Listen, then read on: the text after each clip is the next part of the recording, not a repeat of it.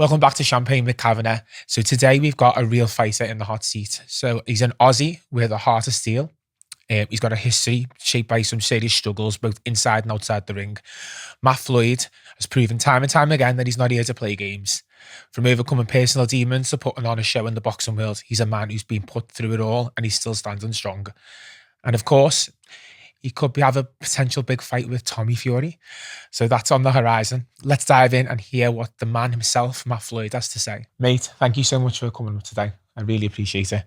So you've shared in your early years that you were filled, obviously they were filled with challenges. Growing up, what were some of the toughest obstacles you faced? As a kid, like the toughest things was probably never having any stability. I was always in like different homes and that, so I was always living with different people and that. And then obviously there was some good homes, and the bad homes were probably the toughest. In previous podcasts and news articles, you've opened up about the sexual abuse you endured when you were younger. How did those experiences impact your personal life? In every way, that's where it started for me. It's how I become a fighter. It's where all my fear came from and things like that. Like the first home I stayed with, it's funny because I learn more and more about myself each time I do a podcast. I've only been like talking about this stuff mainly over the last several months, and each podcast I'm learning more. Like I used to call the first family I lived with, like I call them the pedophile family. And one podcast I was like, man, when you say pedophile family, I assumed like there was like 10 of them and uncles and this and that, but it wasn't. It's just that was my name for them as a child in my head. Really, it was like the father and the mother, and they had a 2-year-old biological daughter that had other foster children, but they were making us make videos, obviously making money off the videos. Wow. They got done for it about a year after I was staying there. I ran away from there. I was the oldest kid there, which caused my my feelings of like feeling like a coward, being the oldest kid running away. When you're a kid in that moment, you feel like it's you doing all these things, all the things wrong. You don't realize it's the parents that are making you do all this shit. And people will tell you, trust me, it wasn't your fault. It wasn't your fault. But it doesn't matter, because as a child, when you feel them emotions, doesn't matter how many times people will tell me, it wasn't. You still felt that as a child, and you can't escape that, And but then they weren't. I call them the pedophile family, but they weren't they didn't touch the kids themselves. They made the kids make videos and stuff like that. They did weird things, like would go on the bed, like would sleep with them and things like that, like in their bed. But they would never actually do anything, But I ended up, like in a few different good homes after that again. Then I ended up ultimately with a basketball coach. I never really had like a father role model, so I always looked for role models in men. Even today, I still do, and without realizing it. And I ended up with a basketball coach, and this is where I became, I think, a fighter. I was about 12 at this stage, but he was no good. He was a pedophile, proper pedophile himself. Obviously at 12, just before I started high school, because you start high school at 13 where I was, where I'm from, and just before I started high school, I ended up turning on him, and that night, the next day I realised, I wasn't taking this shit anymore, and that's where I created this person that just wasn't scared. Like before that, I was, I didn't have any friends in primary school. I was a real loner. I was a bit weird, like I didn't have any, I was scared of everything, man. Scared of bad weather, scared of ghosts, scared of the dark, scared of everything. Yeah. And then this night after the basketball coach, I just became this person not scared of anyone. I'd fight anyone, like I had no fear, and I just created this person going into high school too. So that changed everything for me. It changed. Well, creating that person, it was like an armor. It was like a sort of safety net to make sure that you never got hurt again. And it kept building and building and building until this person I am today. So how did you channel all that terrible experience, by the way, into your boxing career? Do you think it was a way of regaining control and power over your life? First, it was just fighting, man. Like I got into over 500 fights, like probably in high school and things. I would just fight, and then I think it was all chaotic for me. It was all chaotic of fighting, and I wanted, I was always ended up being a natural leader, and I think I liked being a leader because I felt like I liked not having control over me anymore, like these people having control over me and things like that. And then it became, I think, as I kept getting in and out of trouble, I think people that were older than me, because I was joining like older gangs at a younger age and things like that, I think the older people were like sort of like didn't want me to get into trouble so much because I was ruthless with fighting and things like that. So they end up sending me to gyms and it took me a while because of the way I am to try and get more and more humble from actual fighting. But try and channel it in a positive way and make something out of it. Type of thing. Yeah, pretty much. Yeah. It's an unbelievable story, and it absolutely shocked me when I read what you've been through, and then you're such a smiley, happy guy, and you're doing so well for yourself. So I just want to say, hats off to you. Not many people would be able to come back and turn their life into something like that. They crumble or they go the opposite way. So hats off to you. So you were convicted for kidnapping a man who had been convicted of sexual assault on a 12-year-old girl. Could you walk us through that instance? And you took the law into your own hands. And I totally, by the way, I applaud that. By the way, thanks. It was more like they end up only getting us for him, and they knew about a couple other things. In the end, they gave me a lot more prison because they knew that we're doing a lot more. What happened was, when I was a lot younger, I ended up leading, I was the leader of, as I said, as a teenager, I was sort of leading gangs. And as an adult, I led, obviously more powerful adult gang, like where I'm from in Australia. They were very, established, like powerful sort of organisation. I was the boss, so I was always sort of, on the side, had this thing where I wanted to get pedophiles and things like that. So when I had, all these people around me and that followed me, I sort of, did it more calculated and I was a lot more into it. I always would make sure the boys were safe. Even today, I won't talk about certain things. I don't bring up names unless they want me to. Like I've had boys ring me up going, man, how come you do these podcasts and you fucking never bring, so then I will talk about them if they're happy, with it and things like that. But I used to protect him. What happened was, the reason we got done with him in the end is because the police knew what we're doing. But where I'm from, it's like a community, like people knew what we're doing. You sort of have to be a piece of shit to give me up for what I was doing, because we were trying to help essentially, People knew what we're doing and people would come and would find out, would make sure. This is 15 years ago. Like today you got these people that pretend to be like kids and they'll meet up with pedophiles and they'll disgusting. They'll get them, like they'll do the face thing to get them. But this is 15 years ago. We did it before social media was doing it, before anyone. So we were doing it just because we just wanted to get pedophiles. We just wanted to get them. And that's why I said I applaud you before, because I feel like you're sort of taking the law into your own hands. And I honestly feel like that's what the authorities should be doing. Something to that nature where they're going to get Well, them. the authorities instead, where I'm from, what they did was, because we've got to pay the government to pay the authorities and things like that. This is why I try and raise awareness to people to realise that they know, like, they would have spent, hundreds of thousands, if not millions, on this operation against me because they knew what we're doing. So they actually set us up with a pedophile. They set me up with a pedophile. That's how they got me, because they knew what I was doing. So what happened was, I would keep the boys safe.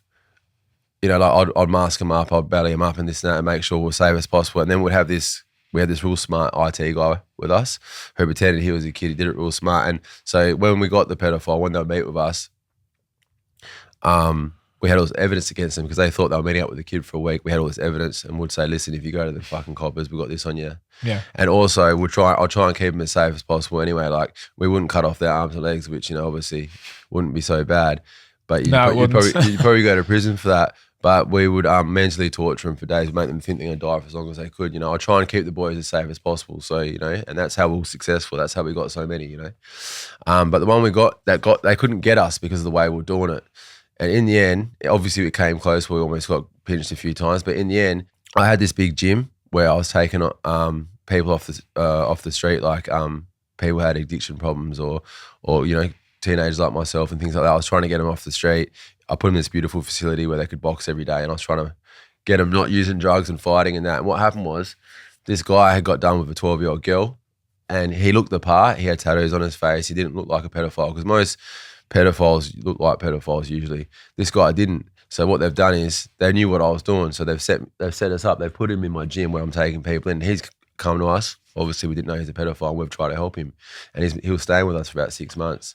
And that's how they got us. They infiltrated us. And then the same way they got my boys after I went to prison, a bit later, I told the boys to stop because when I went to jail, that was enough. I said, we've done enough, boys. But they kept going on out of respect to me without, trying to. And eventually, the coppers pretended to be a pedophile to get them because they knew that they were pretending to be kids. So when they thought they were meeting up with a pedophile at the park, they were actually meeting up with the cops. And the cops, so they spent, my operation was called Blue Iris. The operation they spent on me for however many months, that would have cost fucking hundreds and hundreds of $1,000s. And then the operation they sent on the boys. But it just makes you sick thinking like the cops are pretending to be pedophiles to catch pedophile hunters instead of catching pedophiles. Instead of using the hundreds of thousands to actually catch them. They don't like that we're taking the law in our own hand, which is, it's just the way it is. It's a backwards sort of system. That's what I mean. It's like they could have used the money to build that case to spend catching the actual ones. It's insane. How do you feel about the justice system and the way it handles these kinds of cases today? Yeah, man, this will be a podcast in itself. It's one of the reasons, why I started speaking up, because I'm trying to raise awareness on this subject. I fight mainly for men's mental health. I feel like I'm the poster child for it, but I also want to raise awareness on this subject because I feel like not enough. It's obviously not, obviously it's not good enough what happened. So, that pedophile, for raping a 12-year-old girl 3 times, he got 10 months prison. He was going to get it. He probably would have got a couple years prison, but because of what I did to him, even though he did it before I even knew him, he got a big discount for setting me up. So, but I know I always bring up this case. I know of this guy. That's insane. He went into a bathroom. He molested a 7-year-old and a 4-year-old boy. And I know for a fact these 2 boys were just gone in the bathroom at the shopping centre, and he's gone in there and molested them too. So out of the 2 boys, that one of them, there's a 50-50 chance one of them would have killed themselves, and the other one ends up fucked up like myself. I know that. So this guy got 2 years, 2 months prison for molesting, for ruining 2 boys' lives. Like what I said. And what he does is, what they say is, they go in front of the judge and they go, "Oh, it happened to me when I was a kid," or they blame mental illness, whatever. And I accept that they're mentally ill because that's the only reason you could be attracted to a kid. I accept that. Like, you couldn't, to be attracted to a child, you must be sick. You have to be fucked up. Yeah. So I accept that one part. But the thing is, what I don't accept is, if you like women, or if you like men, for example, as an adult, you don't go around raping them just because you're attracted to that person. You could you don't have to act on your sickness. So raping and being mentally sick are 2 different things. They're acting on it. They're not acting on it because it's just bullshit. It doesn't make sense to me. I can't accept that. So I think that it's just bullshit that they can use that as an excuse. I think it makes me think that the judges or the higher ups are fucking sick, given these tiny penalties. It's like they're trying to protect themselves. That's the only thing that makes sense to me, because nothing else adds up. Because these pedophiles, they get put in the prison, they get the best of everything. I don't know how it is here, but in Australia, they get the best of everything. They get put in a thing called protection, which is like always the best unit. They get the best of everything. They always get out early. They go straight to farms. So because the sex offenders are deemed like the least serious, like the least what's the word? Not violent, but the least threat to the jail. So they're on the bottom scale. So they always get to go to farms, which is minimum security. So they always get the best of everything, minimum security. And when they get out, they always get, like this guy got a payout. The guy that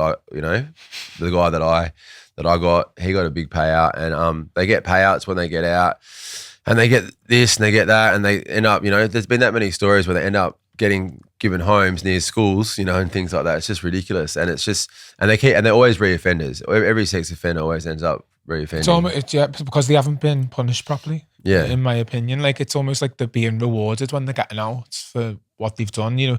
Once you've ruined someone's life, I think a life for a life in situations of that nature, because you've took away a kid's innocence, and I just feel like, obviously there's so much more that needs to be done on like a systematic level within the system.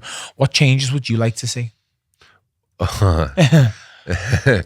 I think they should all be either, I think they should bring back the death penalty for them, or I agree. Or if they can't do that, I think they should all be put on an island that they can't get off, but they're all just together. So all the pedophiles have to be together, and they stay on that island away from society, and they're not allowed anywhere near anyone. Like a shark-infested island where they can't, there's no way out. You've got to find their own way to eating that. Yeah. Yeah. No, I totally agree. I'm glad I got you on because I knew you were so honest, and I wanted to ask your opinion on it because over the years I've known things that have happened to people and things that have happened in general life, and questions like these are what should be asked on podcasts, especially when it comes to stuff like this. So thank you for being so honest. So looking back, how do you feel about the legal consequences of that decision? What happened to you? Because you got more time than him, didn't you? Oh, heaps more time than him. Yeah, it wasn't even close. Yeah, I got heaps more time. So because of who I was at the time, in Australia, usually you get bail on charges even way bigger than mine, but because of who I was, being the leader and this and that, there was no bail for me. So I had to wait for a few years on remand waiting for a decision. And then obviously I ended up getting, 5.5. I ended up spending most of my 20s just for this in jail, sitting in there. And then I think like it's like I always think everything happens for a reason. I feel like the jail that I ended up doing was probably, for all the other bad shit I've done in my past. And so it all balances out. I feel like I did a bit longer than what, balances out. I felt like after about a year or two, I was sitting there going, fuck yeah, I'm all right now, Because when I got out, I changed everything, obviously, to doing what I'm doing now. I've been out since, 2018, the end of 2000, and I haven't looked back since. So, and I feel like I would have been like that if they let me out 2016 or 15 or something. I think to say that you got a bit more time than you should have is an understatement. I don't think for what you done, I don't care what you've done in the past, but for what you were doing with catching them fucking absolute predators, I just feel like you shouldn't have, that shouldn't have been even in the vicinity of what you should have got. Yeah, I mean, yeah. It's funny because I used to always say what you're saying, and they make you do all these courses there where you start convincing yourself, fuck yeah, I did deserve a bit of jail for this, because they start making you have to do all these courses. You can't get out. You can't get out quicker. So yeah, you have to play the game to get. You feel like at first you think you're playing the game, but you do all these fucking courses where you start believing fucking, like fuck, maybe like I took it a bit too far or something, But then you get out and you talk to people about it, and you're all good again, like level, like people that because the people that are doing the courses now, once again, the counsellors, because they have to do courses with pedophiles and they have to sympathise with them and that. So they, once again, they must be fucked up, because like, how can you? Like I used to always think, how do they like counsel these guys? Like they have to, it's part of their job, but how? Like I couldn't, like I'd refuse to. Like I wouldn't be able to sit in the room and fucking tell them like, yeah, it's all right. Well, you know what I mean? Like fuck. Exactly. Well, we're gonna move on to the future now. But first, I just want to say, it was I'm so proud of what you've done from what you've came from, and I think you're a hero. And I really am glad that we've sat down today and spoke about this. Yeah, thanks. So the next thing I want to talk about is your fight. You're fighting in Colchester. On Sunday, Sunday. Let's talk about that. How are you feeling about it? Oh, fine, man. It's just like an influencer sort of fight. It's just I'm trying to build. Obviously, over here, I'm as far as I understand, I'm going to be on the next Misfit show, and I'm fighting at O2 Arena in July on a big card. So these influencer fights, these little fights that I was doing over here, was me sort of building over here, meeting people, training with, great people and things like that, and spending time here and that. So I put myself on these cards earlier to, so I've already, last time I came, I sort of already got what I, I feel like I've got what the big shows, So now I'm still on them, and I'm going to honour the fact that I've signed up to them already, and if that makes sense. And yeah, I'm getting offered quite a lot of big fights now. So this Sunday is just going to be, it's just going to be just a bit of fun. Just a bit of fun. Just knocking someone out occasionally. Yeah. Are you confident? Yeah. This influence road's, I'm confident with anyone I get, really. Unless they put me up, again, I shouldn't say unless, because I'm confident with anyone, but it's like a different road. I'm a 15-0 professional, and the influence of boxing is different. You're fighting, people that aren't professionals, people that are training and things like that, but I don't feel like I'm going to be at my level unless sometimes they do put you up against someone that's an ex-professional or whatever, It just depends on how it works. But I didn't want to, I was a 15-0 fighter. I wanted to fight the best in the world. I wanted to fight the best in the world to prove to all young boys like myself and I'm a real strong believer in fighting for men's mental. I teach a lot about this, and now I'm trying to lead by example, try to show, any kid that's been in juvenile prison, in out of mental hospitals, been abused, been through and any stage in their life. There could be a kid right now that's living, with a bad family, or there could be a kid in juvenile. There could be a 25-year-old in prison right now, like I was. I feel like I cover it all. Mental health. I'm not going to lie and be like my mental health, so it's not, but I'm getting, I'm still doing it. And I wanted to show them, I wanted to fight the best in the world and show them. And this influence thing happened by accident, like I was happy doing that. I was 15-0 fighter. I would have had to do that another 10, 15 more times in other people's countries. And then someone, put a poster of me fighting Tommy Fury a few months ago. And then that blew up. I want to ask you a few questions about that. So that had a few million views, and then it just blew up. And then I was going to fight Darren Till, that straight after that, and then that fell through, and then I became friends with him, and then I came over here and trained with him, and so that's. I know Darren, he's cool. He's the best, yeah. He's a great guy, and that just happened. It just happened by accident. And it was a decision. Like I was happy going down the road. I was going fighting professionals, this and that, and I had to make a decision. I'm a bit older now because of being in prison all my 20s. So I was thinking, if I want to fight the best in the world, this might be the quickest way to do it. I can do the other way. That might take another few more years. Or, if I can fight these influencers, make a massive name, which you do, then I can call out anyone I want. Then I'll be able to fight, the best in the world a lot quicker, maybe in a year's time. So it's sort of like a decision I had to make, and it was a hard one for me. And then it sort of made its own decision for itself. It's paid off. It happened, yeah. So talking about Tommy Fury, so the potential to fight him, how true is that? Well, everyone thinks, like the higher ups, like the people that run the shows and even Darren and everyone thinks we all believe it's going to happen. You don't really know because things can change. He could even say he's going to do it and pull out like he did with Darren, We think there's a strong chance, but we're not really worried at this stage. Like, a few months ago, that was a fight we wanted, but now I'm getting that many offers, man. It doesn't matter if we get them, we don't. We're going to get to a point soon where he's going to need us more than, we're going to need him. I still feel like people are like, oh, do you want to get in? I go, no, he's one that's lucky to get in the ring with me. I'm the 15-0 fighter. I've been through proper stuff, you know what I mean? I feel like I'm the proper poster child for men's mental health, and I feel like I offer a lot more, So when people ask me, I feel like he's one that's lucky if he gets to get in the ring with me, So it's not like I'm not too worried about it, man. When there's talk about it, we feel like there's a strong possibility it's going to happen. But if it doesn't, we're not too worried. We've got, everything's going in the right direction in the pipeline anyway. Yeah. So what's your honest opinion of him, of Tommy Fury as a fighter? I think that he's a lot better than what people give him credit for, but I feel like he's nowhere near as good as what he thinks he is. So I swear, I reckon he's like, he's an all right, he's a Fury. He's been training his whole life, but he hasn't got heart. He's not strong.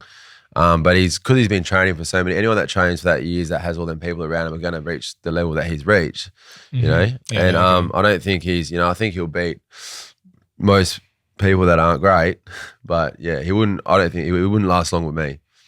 Yeah, I mean, because I watched the press conference and as soon as the press conference was finished with Darren, I knew it wasn't going to happen. I knew it. I knew that it would fall through one way or another. Someone he'd get hurt or break my hands or whatever.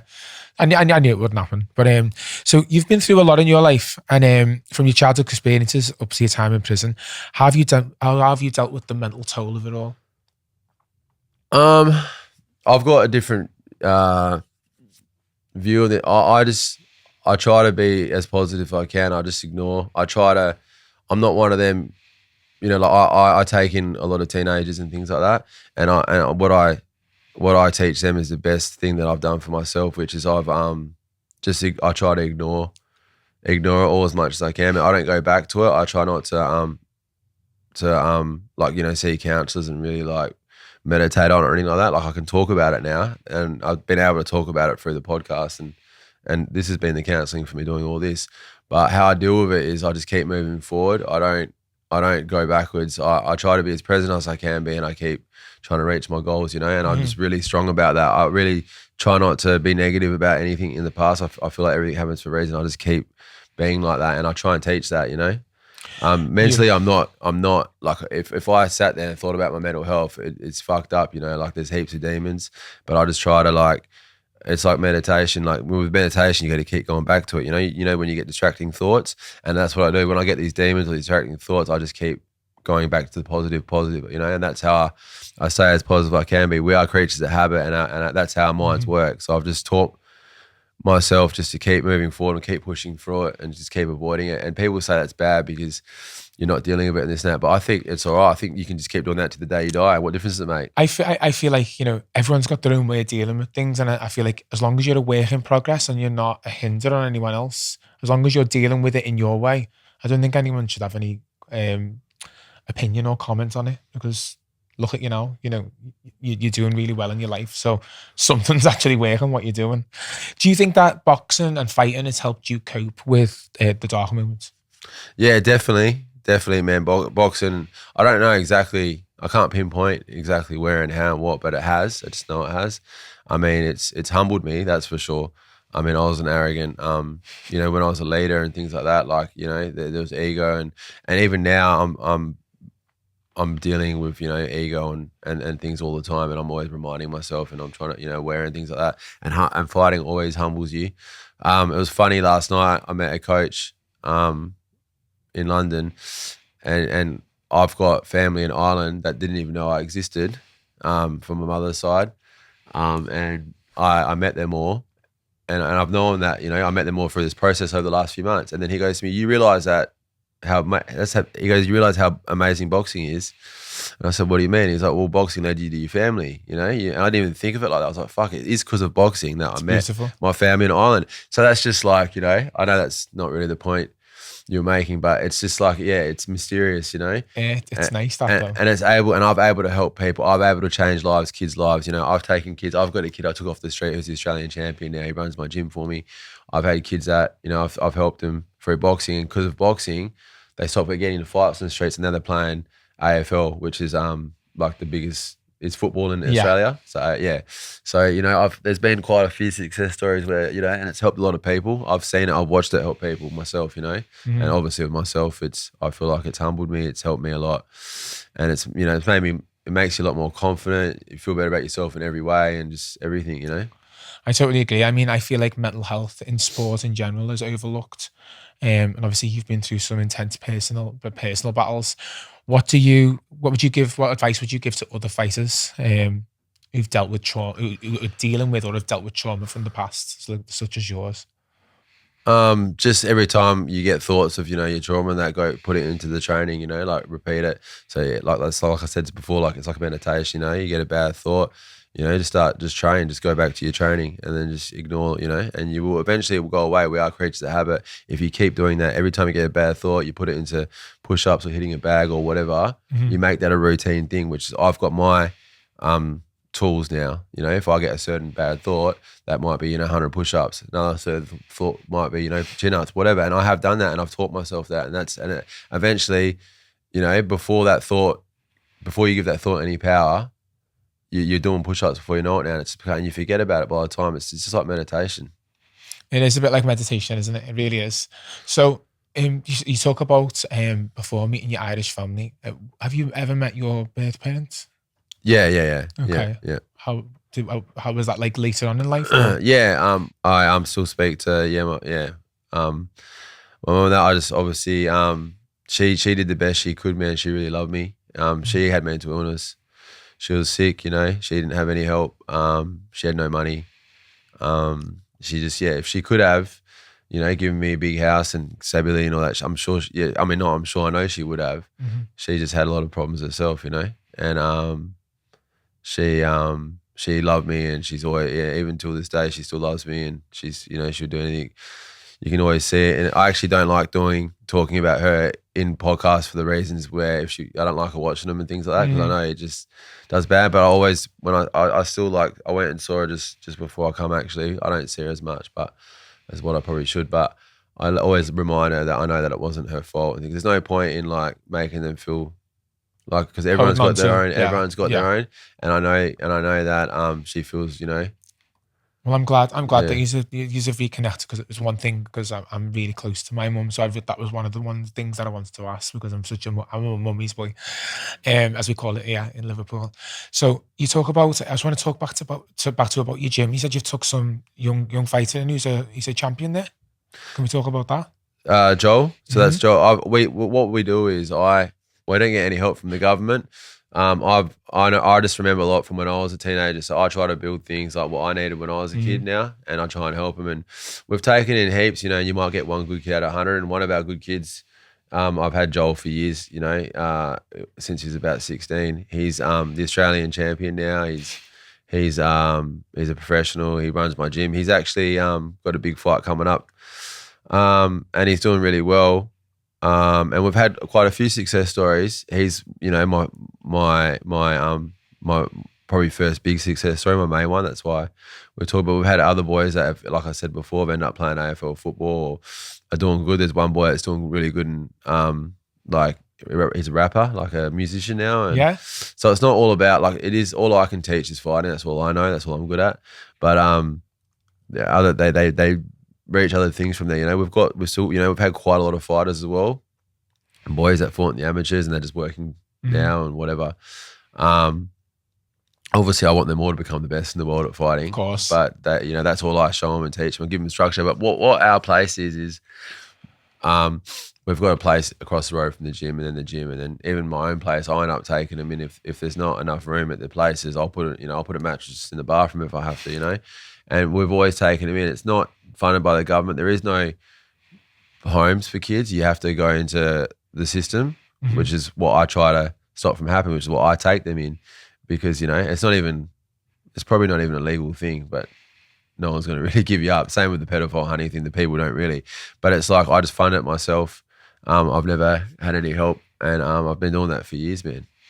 Well, I just want to take you back to a comment you made there, and you said, you know, the only thing I can teach them how to fight. I don't think you can. I think you're teaching them, you know, no matter what's happened to you, you know, resilience, strength, determination.